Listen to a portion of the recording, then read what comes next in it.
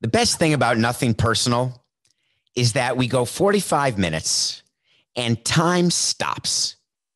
So if there's major breaking news in that 45 minutes, we'll address it on the show. We'll do it on the fly. But sometimes things happen after the show, and we just can't wait for tomorrow. So welcome back to Nothing Personal. The word of the day, number 2, is spasm, as in back spasms, as in Clayton Kershaw has been scratched. May I remind you, if you listen to today's episode, October 13th, 2020, of Nothing Personal, episode number 235, might I add, you would have heard that my pick of the day, it's a double pick. We had the Dodgers over the Braves in game 2 with Clayton Kershaw prevailing. Well, guess what? Clayton Kershaw is no longer starting for the Los Angeles Dodgers. Clayton Kershaw has been scratched because of back spasms. Does that sound familiar? Go back to the July 23rd show, it may have been, maybe the 24th. Dodgers opening day. Clayton Kershaw's ready to go. Everyone's excited. Nope. Scratched. Back injury. Clayton Kershaw's had some back issues, and the problem with back spasms and back injuries is you don't know when they're coming. It's not like an arm injury when you have loose bodies and you feel them rolling around and then they lock in and you can't straighten your elbow. It's not like when you have a hamstring and you know when you take the first step that the hamstring is done and you can't run, you can't pitch. Back spasms just come like this, snap of a finger. In July, he needed 10 days to come back.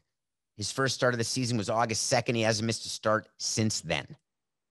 Unfortunately, the Dodgers may not have 10 days left in their season. This could be a season-ending injury for Clayton Kershaw, continuing his postseason narrative of underperformance, lack of jewelry. Keep in mind, the Los Angeles Dodgers were the favorites heading into the season. They were the favorites heading into the postseason. They had the best record in baseball. There was no doubt that they were going to make the World Series, win the pennant, and finally, after 8 division championships, win a ring. First one since 1988. They brought in a great number 2 starter, Ferris Bueller. Bueller started game 1 of the LCS last night, only pitched 5 innings. That means the Dodgers could face a 2-0 deficit in a 7-game series without off days, with their top 2 pitchers pitching a combined 5 innings. That's a problem. But the Los Angeles Dodgers are made of depth. That is their big advantage with their payroll and with their intelligence. They will be able to overcome Clayton Kershaw. I'm not changing my pick of the day. They're starting their number 4 prospect, a guy they drafted in the 9th round in 2016, a guy named Tony Gonsolin. He's actually not bad. He started 8 games this year, which is not a small number, pitched to a 2.29 ERA. He just doesn't have postseason experience. As much postseason experience, obviously, as Clayton Kershaw. People are wondering, does this mean the Braves will sweep? Does this mean the Braves become the favorite? Remember how the Dodgers have been built. Their lineup stays the same, and they are subject to the same issues that crept up in last night's game. If the Braves outpitch the Dodgers, no matter whether Kershaw is pitching or not, the Braves will win the series. But to do that, they need continued performance from their young pitchers following Fried, Anderson, Wright, etc.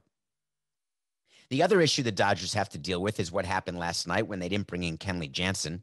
Have they lost confidence in Jansen? How bad is their bullpen going to perform against a lineup like the Braves? Those are far bigger issues for Andrew Friedman and Dave Roberts than Clayton Kershaw's back. The reality is that he's not going to miss just 1 game. Very unlikely to come back to start game 3, which is already just tomorrow. Maybe game 6, maybe game 7. Because it's possible the back spasms could just disappear, but it generally will take a few days. This will be the ultimate wait to see. Is Kershaw done for the season? Will the absence of Clayton Kershaw end the Dodgers season prematurely without a ring? Will the Dodgers offense, led by newly acquired and newly signed Mookie Betts to that 12-year extension, will they be able to overcome their bullpen issues and now their starting issues? Ladies and gentlemen, if nothing personal, wait to see.